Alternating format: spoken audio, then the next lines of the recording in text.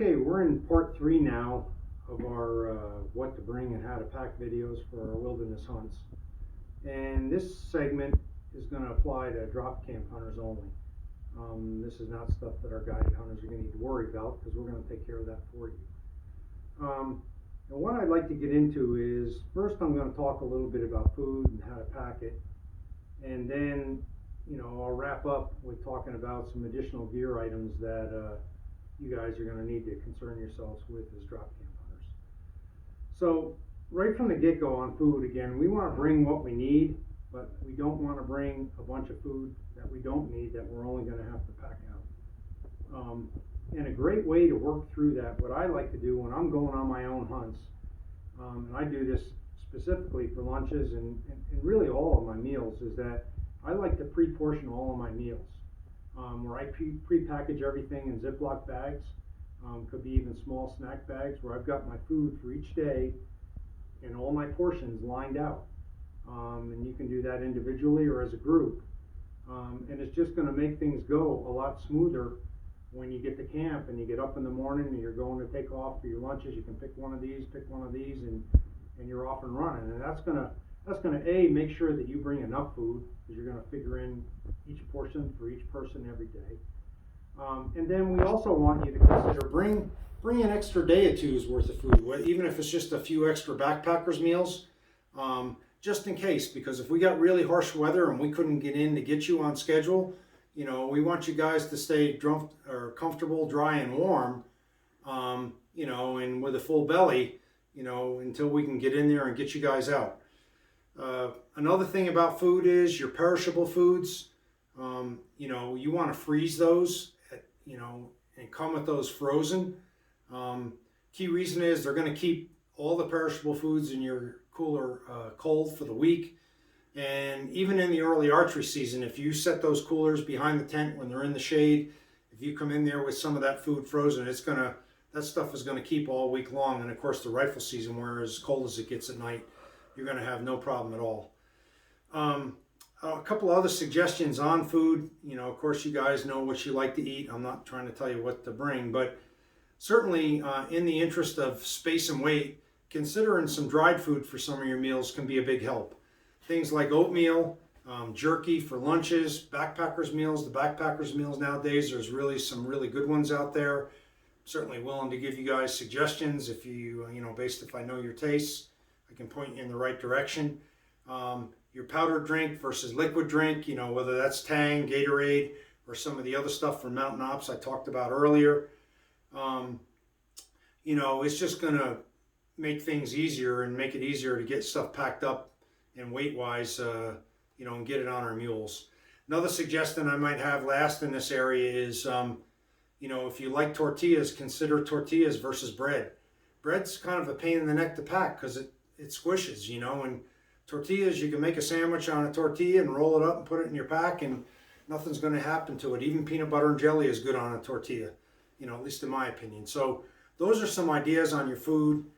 And then next, I'll get into talking about, the coolers and how to pack that food. One thing I do want to say before I get into that, though, is anything that you pack with food, just like your other gear, and your coolers or your cardboard boxes or gear bags, try to pack stuff so it's full. That's going to just prevent stuff from shifting around on the mules, and it's just going to ride better and carry safer. So when we talk about what to pack your food in, for your perishable foods, we want you to use a medium-sized soft cooler. You can have 2 of them if you need it, no worries there, but the reason for that is the big hard coolers are not going to fit in a lot of the panniers, and the soft coolers, being more flexible and also smaller in size, are just going to work better and enable us to pack better loads, and more efficient loads, I should say. The same goes with any dry foods. You can use a gear bag, a sturdy gear bag, or worst case, a cardboard box, a medium-sized cardboard box or a smaller cardboard box. At least that's flexible, and tape it up good.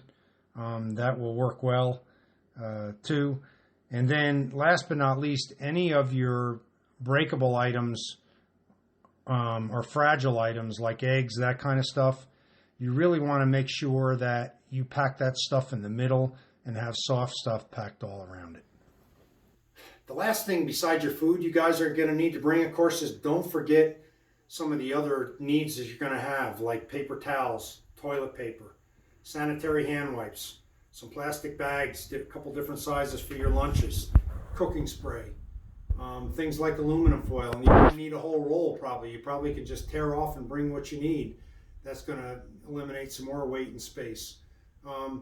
In general, we have big trash bags back there, but you know, if you remember, it wouldn't hurt to throw one or two in with your stuff, and that way for sure you got them. You know, and other than that, that really covers things on the food end of it and the other stuff you'll need with food. Okay, let's talk about some of the extra gear needs that you guys are going to need to concern yourself with as drop camp hunters. I already talked about what's in the camps. Of course, we've got all the infrastructure in terms of gear that you'll need in the camps. You know, cots, foam pads for everybody to sleep on. There's a saw there to cut your firewood, a shovel to dig an outhouse hole, and a chair that goes over it. If you don't see it when you get into camp, make sure you grab the packers and have them show you where that is before they take off. There'll be a couple frame packs there for packing meat if your packs aren't set up to do that. And of course, there'll be a water purifier with a couple of buckets to get water and purify all your drinking water. And we use filters like this that are gravity feed. They'll have a hose hooked up to each end, where one end goes into the unfiltered water and the other one goes into your clean bucket with your drinking water. And just a note on these, particularly for you guys that are going to be back there in cold weather, when it's cold, you need to bring this filter in the tent, or it will freeze, and then you're going to have trouble getting any purified water out of it. What I've even done sometimes in really cold weather is I'll put this filter, I'll blow out my hoses and I'll take this filter and put it in a sandwich bag and put it in my sleeping bag and keep it warm so it doesn't freeze. So I've always got a way to get purified water. Of course, some of the other things you could do is you could always boil water on the wood stove if you had to. Another option I like to do is I always bring some water purification tablets in the case of an emergency. If everything freezes up solid, I still got a way to purify my water. You can cut back on water you need to purify by simply getting an empty, throwaway water bottle, say 12 ounces, fill it with household bleach, and take a little splash of that in your rinse water and your wash water for dishes. You're going to kill any bacteria, and that's less purified water you need, and then keep your purified water just for drinking. One last thing on these water filters. Sometimes if the flow starts getting slow in them, you'll see there's a flow arrow. So the unfiltered water comes from here. The hose to your clean bucket comes from here. Sometimes the flow on these will get slow, or if you get a little frost in here, there should be one of these plungers in your camp. And if you haven't used one of these, what I like to do is I will fill this plunger with hot water, and it actually goes on the back side of the filter, and you push the hot water through the filter, backwards, and that will flush and clean the filter. If you got a little frost in there, that'll get it out. And then for all you coffee drinkers, what you're going to find, what we have in camp, is that we've actually got French presses in there, just like this one. They work really well. Put your coffee in there, stir it around. Put your coffee in there, stir it around. And then just push the steep down part way, let it sit for a couple of minutes, and then push it all the way down, and you're ready to drink. You got fresh coffee made in a couple of minutes with this, versus having to perk something on the stove for 20-30 minutes, which makes it a lot easier in the morning. The only thing I will say with these type of French presses is it has a plastic handle, and these handles are flimsy. So when you knock the coffee grounds out of it, what I want you to do is knock it out on a stump. Don't give it the heave-ho with the handle, or you're gonna end up snapping the handle off. I talked about that all the kitchenware will be back there in the camp that you need. We got a 2-burner cook stove that runs off bulk propane. Please, each time you use the gas stove, make sure that you shut the gas off at the bottle, not just at the stove. Those propane tanks can leak, particularly in cold weather. And these camps are a long way off the beaten path that we don't want you guys running out of propane in the middle of the week. We'll always make sure there's enough back there, but you really need to make sure you shut that thing off each time you use it at the bottle. There's lanterns back there where we'll have enough of the small propane bottles to drive those. Just a note on food. Please, when you leave camp, make sure you put your food away in containers and boxes or in coolers. Don't leave it sitting empty out on the table. You know, if a bear's going to come into camp, that's when they're going to do it, when you're not there. And leaving food out and about with those smells is just going to attract them. Also, some years the mice can be pretty bad too. When you leave open food out on the counters, you're going to have mice in your tent. And they can be a real nuisance. You know, some years the mice are worse than others. This past year we had a lot of mice, so you might also want to think about throwing a couple of mouse traps. If you see them at the supermarket, throw those in your bag, and you'd be surprised, those mouse traps and a little peanut butter on them. If you do have mouse that are coming in and trying to get in your gear and in your food, you can take care of them pretty quick. So the last area I want to cover for you drop camp hunters is, being you're going to be hunting on your own, I want to cover some additional things that you're going to want to either have in camp or carry in your pack. For the most part, carry in your pack. So of course, the first thing you want to have is your elk calls. I like carrying a couple of reed calls, you know, or some guys call them bite and blow calls. The reason I like to carry a couple is sometimes they like the sound out of, bulls will like the sound out of one better than they will the other. And also these things can have a tendency to freeze up with your saliva in cold weather. I bring some diaphragm calls. If you don't know how to use these, I encourage you to try to learn, and I'll talk a little bit more about that. Of course, bugle tubes, you know, I'll talk a little bit more about those in a minute. You know, you're going to want to carry a good knife. This is the one I tend to carry in my pocket. It's made by Knives of Alaska. You can see it's got a wider blade. This is actually my skinning knife while I do the bulk of the work on an elk. Get a bull down, and then I actually carry a kill kit. And within my kill kit, some of the things that I carry in here is, I carry a Havalon knife. If you haven't seen these with the replaceable blades, if you use one of these, and I know guys that use these for everything on an elk, and they work really well, but these things are razor sharp, and it's extremely easy to cut yourself with these. So where I like these is if I'm caping a bull for somebody, and I'm caping up, you know, from the back all the way up to the base of the skull. With this Havalon knife, that hide is tough on the back of the neck, and this allows me to make a nice straight cut and a nice straight line. So that's basically what I use that for. And then the other knife that I carry, and you may have one knife that does it all. This is kind of a personal preference. I've got myself a good flexible boning knife. This one again is made by Knives of Alaska. I know some of my buddies and peers, they use fillet knives. They work good too. But this is really good for, you know, as you go and quarter that elk, you know, filleting that meat off the bone. I bring some rubber gloves. I bring a little bit of surveyor's tape in case I need to track a wounded bull. And then the last thing in my kill kit is I've got a lightweight clean drop cloth. Now I could rig this into a shelter if I needed to get out of the weather, if I ever had that need. But the other thing where this comes in handy is when I'm quartering an elk, depending on what I've got around me, if I don't have any big pieces of down timber where I can set my quarters up there and keep my meat nice and clean, this kill cloth can come in real handy. I spread it out, and as I get my meat boned out or I got my quarters out, I've got a nice clean place to put my meat and keep it nice and clean until I get it in the game bags. Good idea for you guys to have some kind of communication between one another. These little walkie-talkies, of course, work great. I highly recommend these. You know, you're going with you and your partner or your other buddies. Windicator. Hunting elk, nothing's more important than the wind, you know. I don't leave home without it. You're going to want to have some twine with you. You know, if you need to hang quarters in a tree overnight, you know, until you can get back the next day to pack it out, you know, and you need to tie a lodge pole up between two trees to hang those quarters on, having some good, strong, lightweight parachute cord or whatever is a must. Game bags. You guys need to bring your own game bags for elk and deer. This is something you would leave in camp, but I like this, and some of the radios actually have this feature on it too, but having a weather radio back there is not a bad idea, and you can kind of keep tabs on the weather.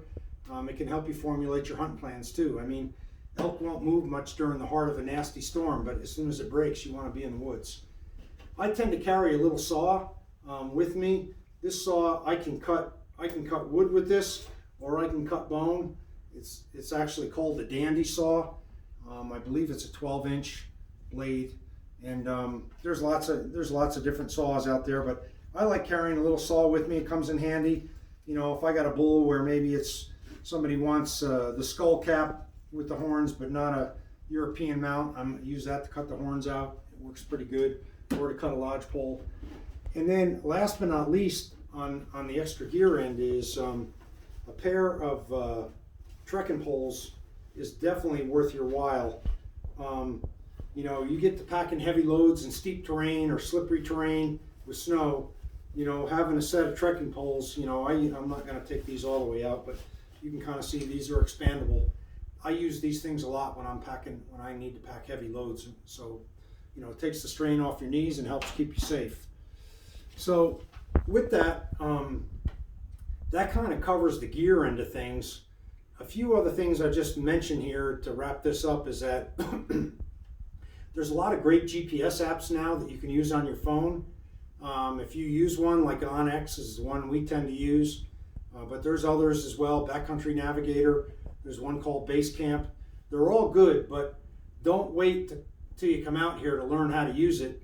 And you want to pre-download the maps at home, so then you can use your phone in airplane mode and use it to navigate. And they can be really good for getting around, you know, and learning new country and getting your way out in the dark and those kinds of things.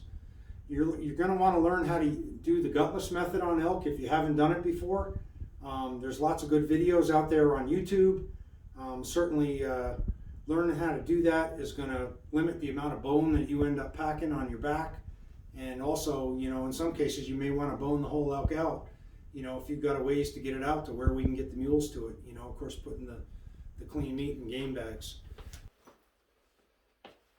Okay, so the last area I want to take you guys through is a bit on elk calls and using elk calls. Certainly I could spend a whole nother video on elk calling strategies, and that might be a subject for another day. Certainly if that's something you guys would like to see, let me know. Be glad to put that together. But today I just want to talk about how important it is to minimally at least learn how to cow call, including for you rifle hunters. You know, being able to use a cow call can be the difference between missing an opportunity on a bull or getting him to stop for a nice, easy shot. And it really doesn't take a lot of work, just takes some practice. There's a lot of great products out there, and some of the stuff is pretty easy to use. And I'm going to take you through a few things here, starting with these reed calls, or what we refer to as bite and blow.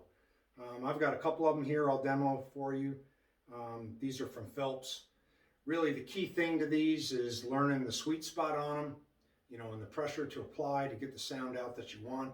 This first one is called the Easy Estrus. It really doesn't take much.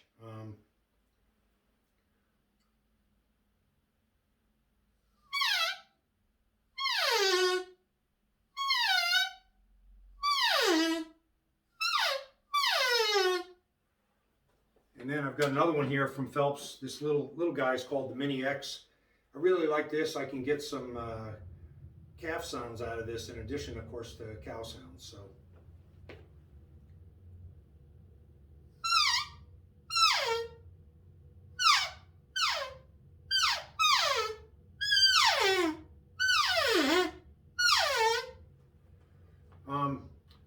Moving right along, the next thing I'll talk a little bit about is diaphragm calls.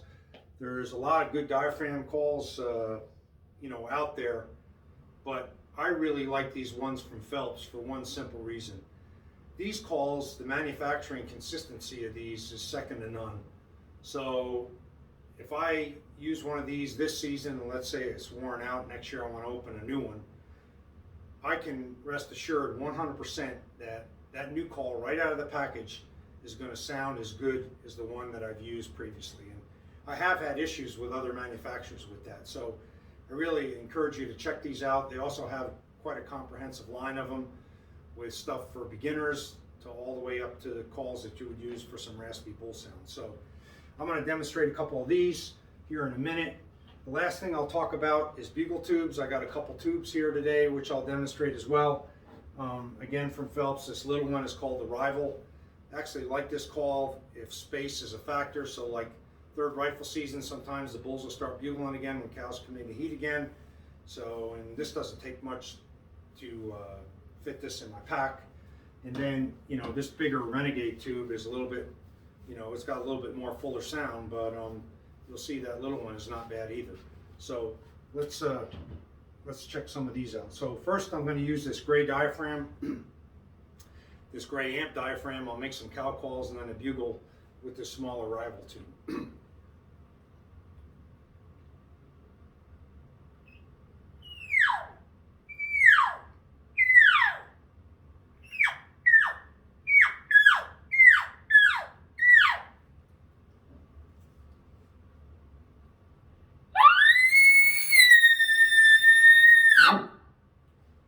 So that's the Rival and the gray amp. And now I'll use this red Maverick with this Renegade tube.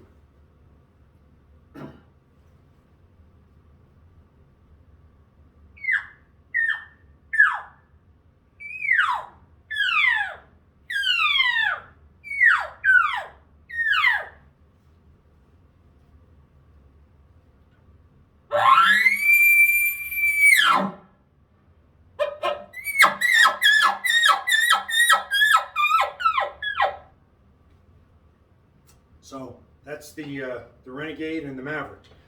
So that's a little bit on elk calls. I encourage you guys to get out there and practice using these things. I certainly practice year round, you know, whether that be listening to other guys call or watching real elk call on YouTube. Both are helpful, so I learned some different sounds. It's really not hard. So with that, let's get after it, get practicing. Hope these videos help you guys out, and let me know if you got any questions or there's additional information you'd like to see, because we're here to help you. Hope to see you this fall. Take care.